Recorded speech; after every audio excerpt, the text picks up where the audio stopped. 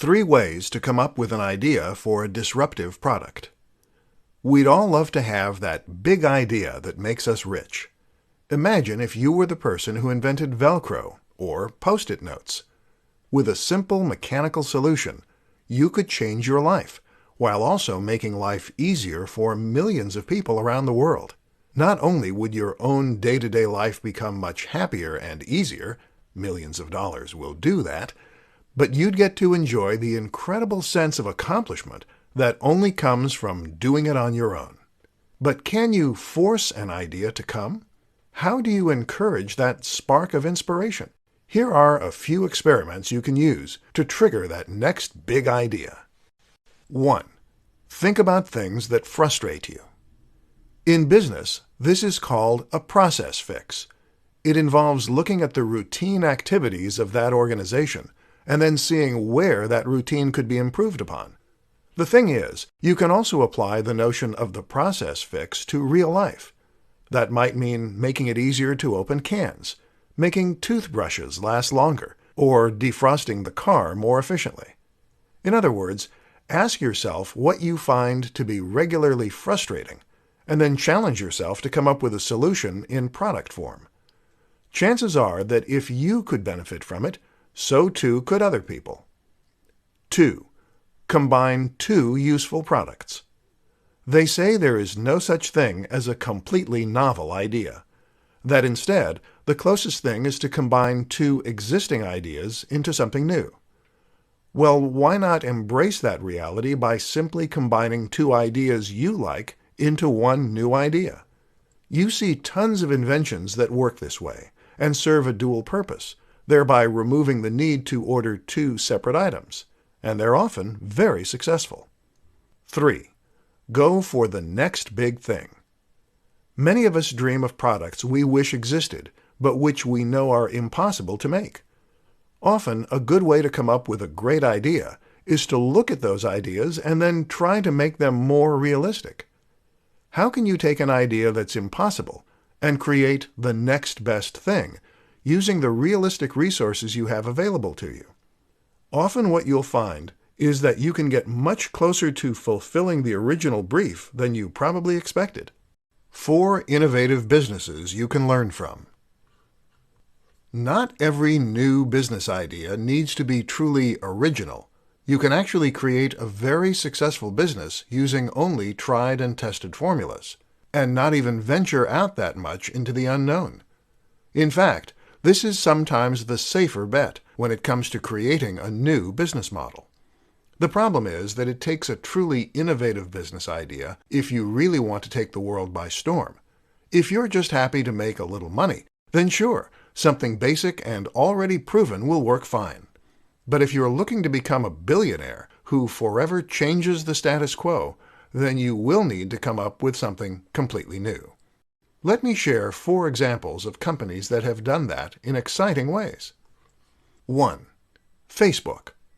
Facebook completely changed the way that we interact with one another, the way we stay in touch with friends, and the way that we make new acquaintances. The idea of a social network is not new, of course, but it was the countless smaller ideas that Zuckerberg and the team implemented that really changed things up and ensured that the site was a massive sensation. 2. Uber. Uber is an example of a company that makes use of the sharing economy. This is a taxi service that is run by its users.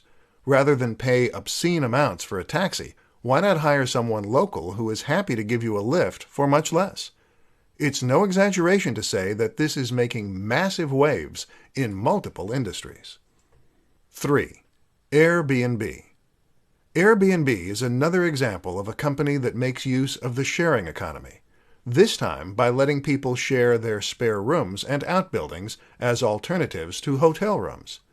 Once again, this is changing industries, the hotel industry, and even the property market. 4. Nintendo. The House of Mario is a company that is constantly innovating, whether it's with motion controls or new gameplay mechanics. The latest innovation, of course, is the Nintendo Switch, which combines the company's portable and home consoles into a single machine.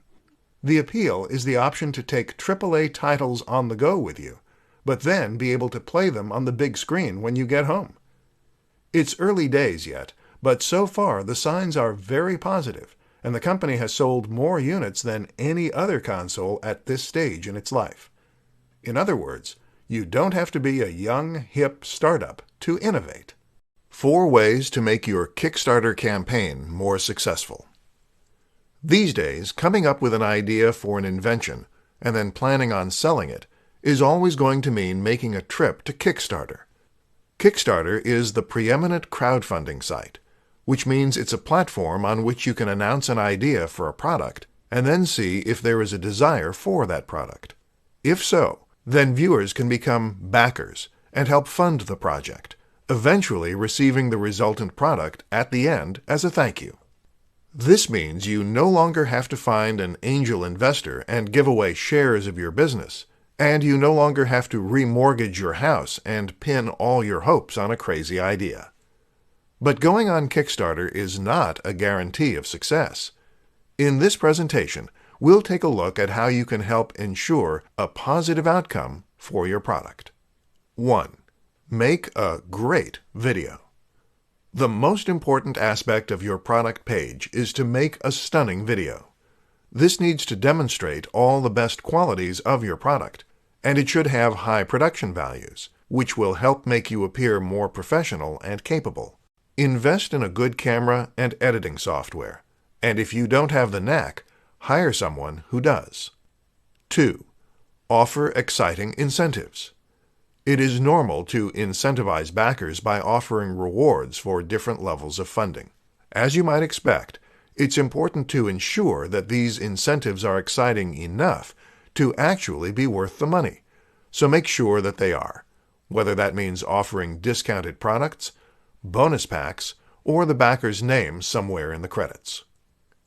3. Time it well. As with comedy, timing is everything in the world of crowdfunding. Make sure you time the actual launch of the product well, but also think carefully about how long the campaign should run for and when it's going to end. 4. Prep and pickup. A strategy recommended by Tim Ferriss is called prep and pickup.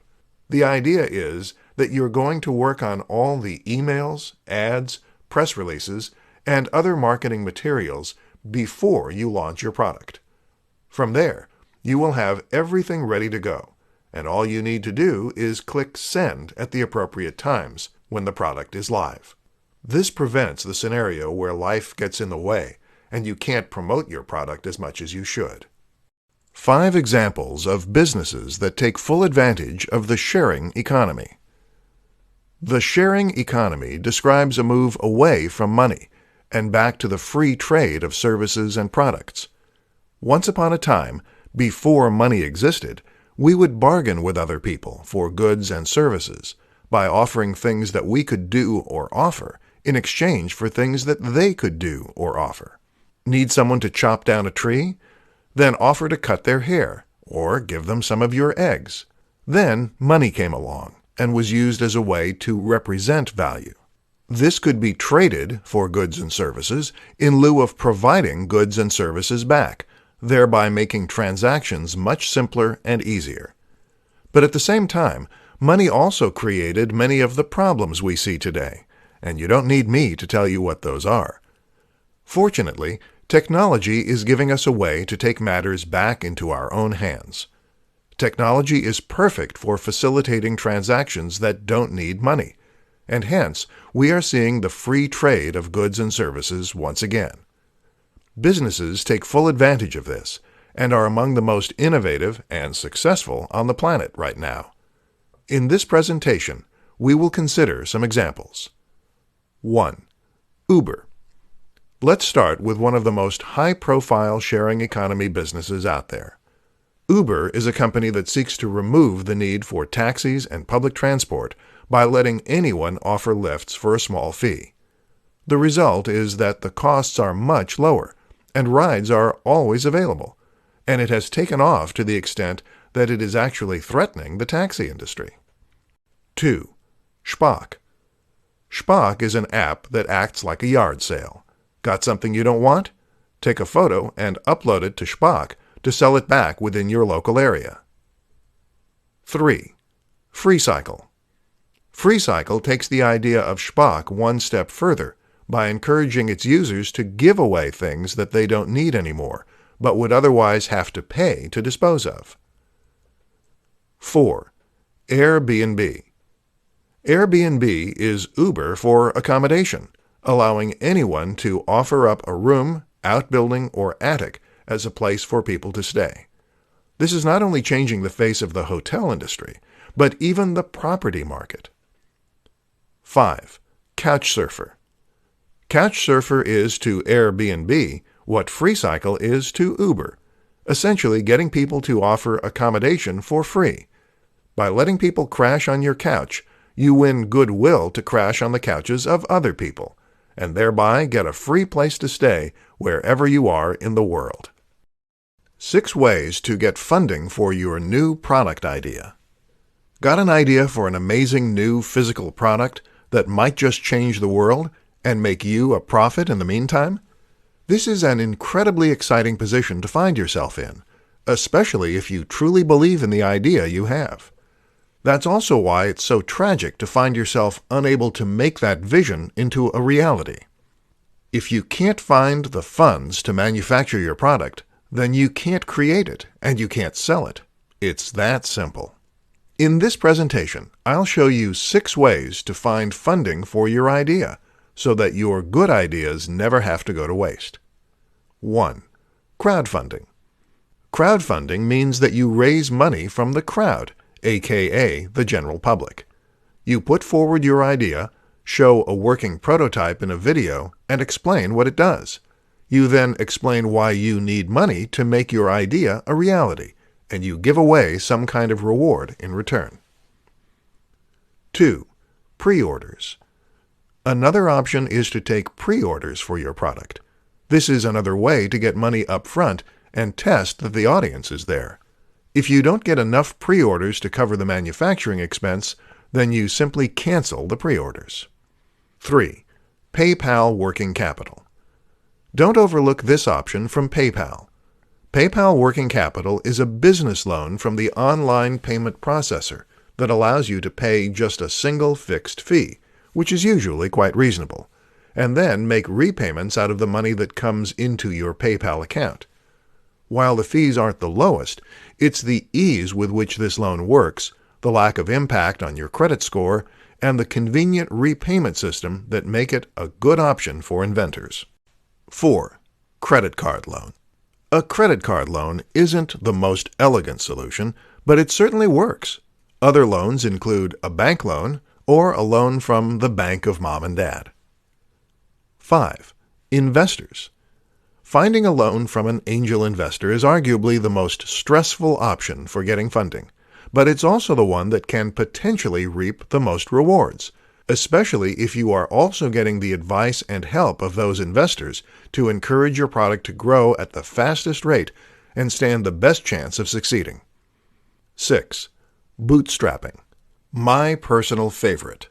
Bootstrapping means that you sell another product or service in order to raise the money for your bigger and more ambitious venture. Think of this as slowly scaling up your business and your ambition. How to create your own software-as-service business. The notion of software as a service is a very interesting one, and one that is very different from pretty much any business model that has gone before it.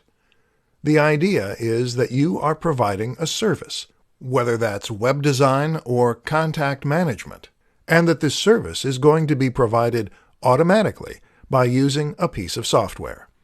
So instead of building websites for your clients, you are offering a piece of software that can do that for them.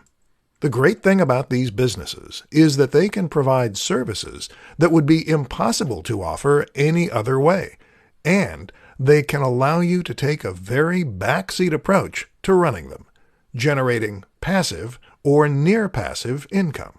So how exactly do you create such a business? 1. Come up with the idea.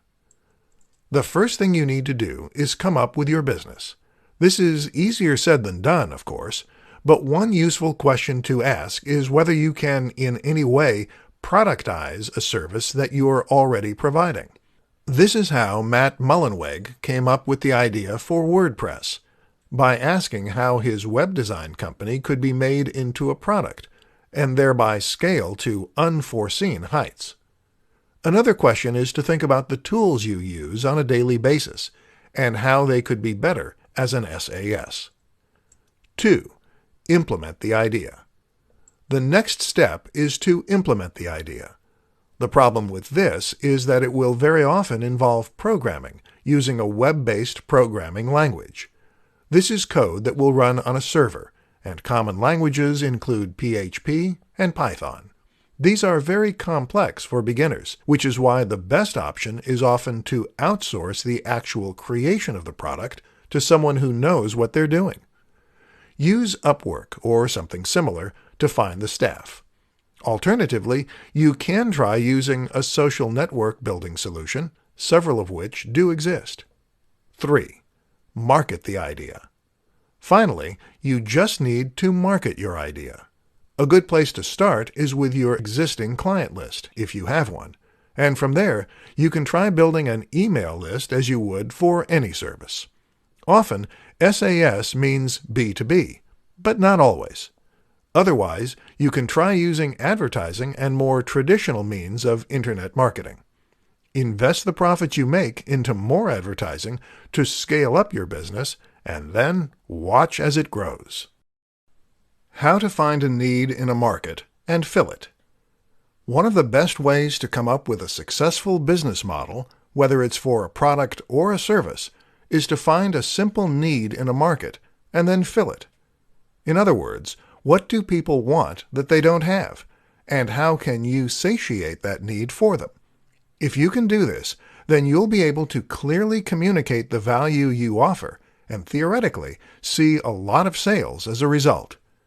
In this presentation, we'll look at some ways you can identify those needs and fulfill them. 1. Look at existing products. One way to find a gap in the market is to look at the existing products in that space.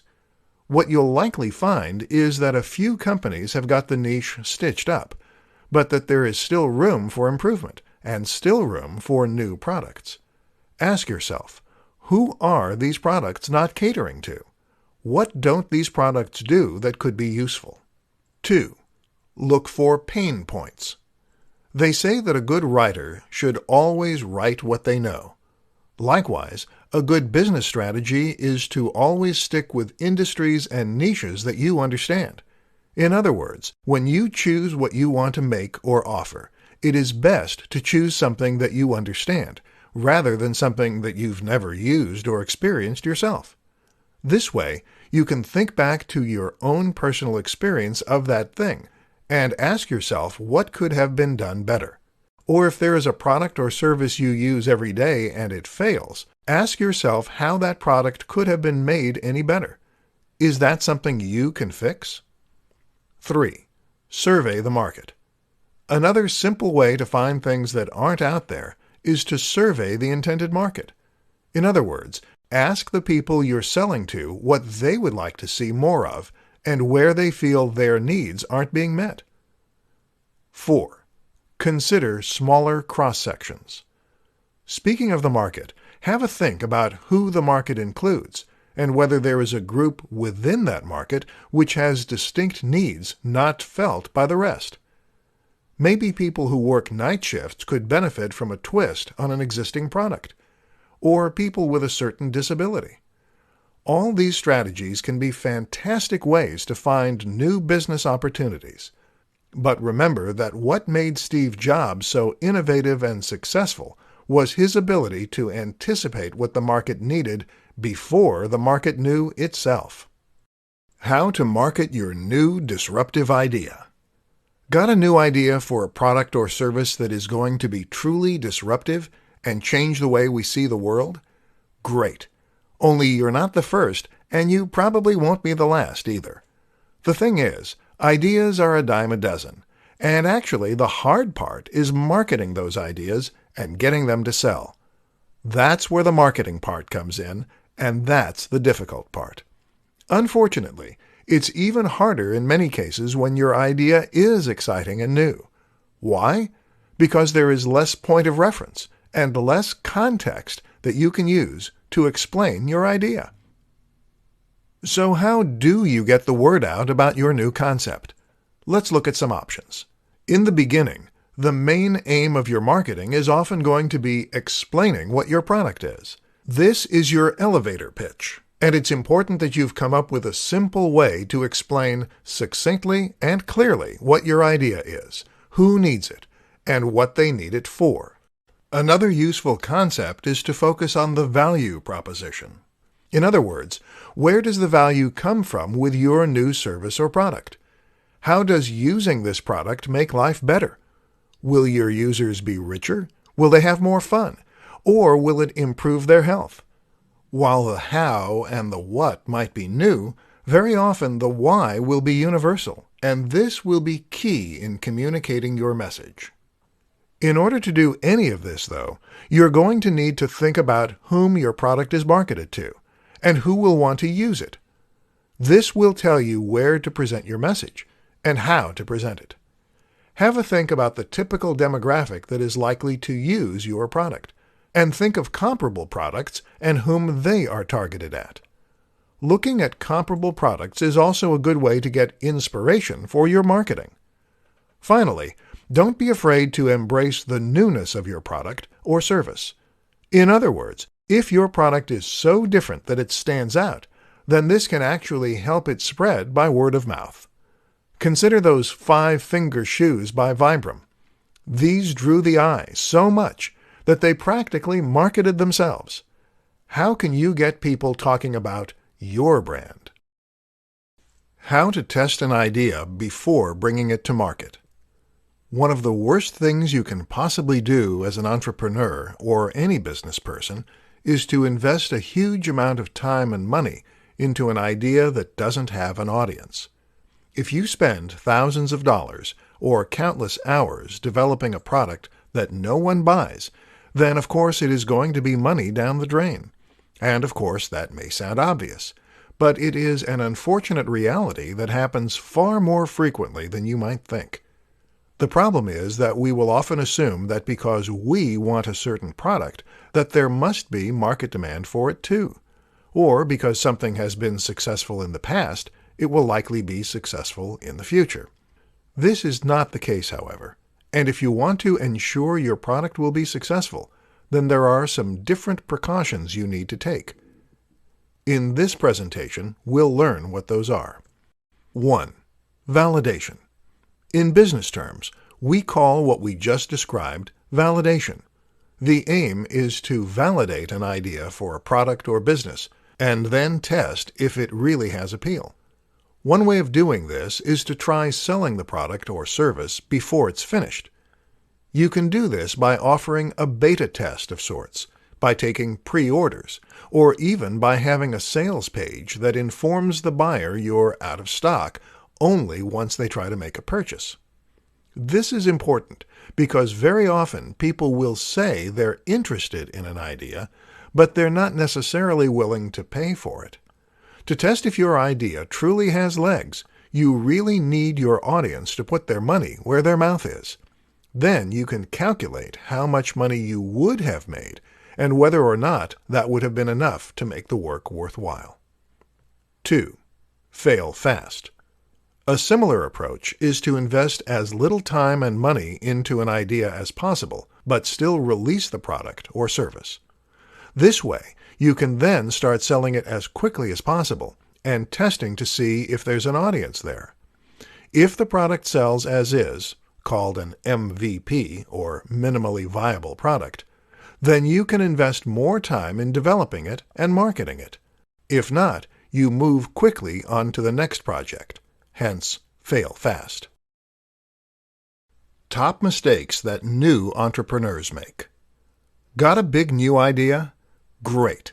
In all likelihood, you're probably extremely excited to bring it to market, whether it's some kind of service or some kind of physical product. Either way, though, you are now at a crossroads. People have amazing ideas all the time, but it is rare that they actually do anything useful with those ideas.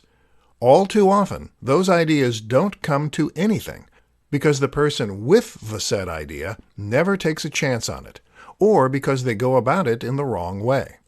Here are some of the most common mistakes that have robbed the world of truly incredible ideas, and what you can do to prevent the same fate happening to your own innovations. 1. Not validating the idea. Validation essentially means testing that there is an audience for a product or service. Having a great idea is one thing, but having a great idea that will sell is another. And if you want to make this a business, then you need to be able to sell it. To find out, you need to do some kind of trial run. This could mean selling a beta version, taking pre-orders, or running a Kickstarter. Anything, as long as you are actively testing to see if the demand is there. 2. Not getting help. Too many inventors and innovators want to do everything themselves. Want to make a website? Then perhaps you think you have to create the logo yourself and learn HTML and Python. No. The way real professionals do it is to always outsource the most difficult parts of the process. This will save you time, and it will also result in a more professional final product, because it will be built by people who do this stuff for a living. 3. Not telling anyone the idea. Why don't entrepreneurs get help? Often, it's because they don't want to tell people their ideas. Well, that makes it very hard indeed to get funding, or even advice. If you're serious about your idea, then you need to start talking about it as soon as possible. Don't worry about people stealing your ideas. Either they have their own ideas, or they don't have the means to do anything about your idea. The best way to protect an idea is to do it first and to do it best. In other words, stop making excuses and just do it.